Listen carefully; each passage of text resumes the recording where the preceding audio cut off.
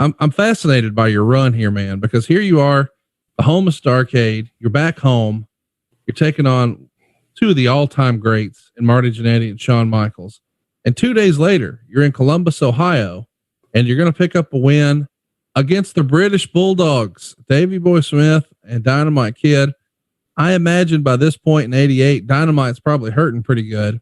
What do you remember about working the Bulldogs? Yeah, I mean, those guys were well established. I know Barry Darso of Demolition really enjoyed working with those guys. You know, they were very physical, but very talented. But,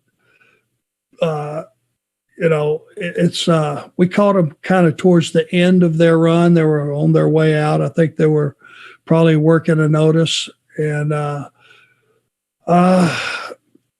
guess the best thing you could take from that is they were business all the way.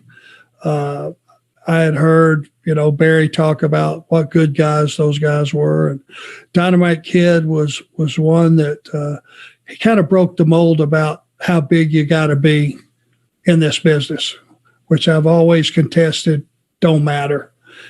If you're solid in your work ethic and you're believable, nobody's going to question 5 minutes into a match how tall you are. And he was one of those classic examples of guys that broke through that barrier and made it available for other small guys to be accepted in the business, I think. It's so fascinating that you're seeing this right before they leave. I mean, a month later, they're out of there, but you can at least say you got to work with the Bulldogs, and it's just a couple of days after you worked with the Rockers.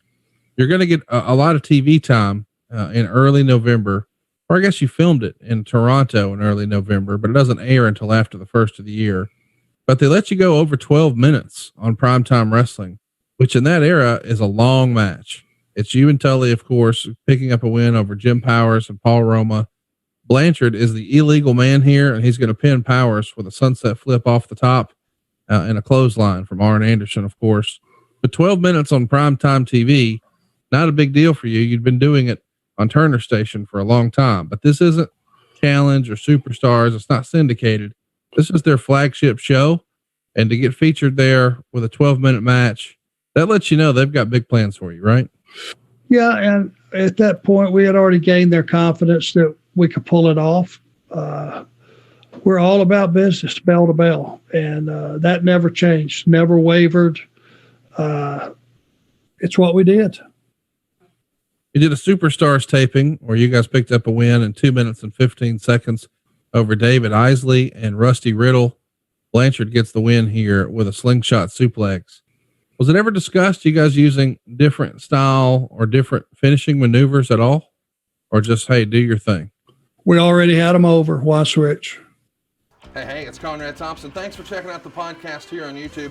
Be sure to hit the subscribe button and the notifications bell so you get a notice anytime we upload some new content. And go save yourself some money right now. If you're in a 30-year loan or you have credit card debt, it's not a matter of if I can save you money. It's a matter of how much. Find out right now for free at SaveWithConrad.com.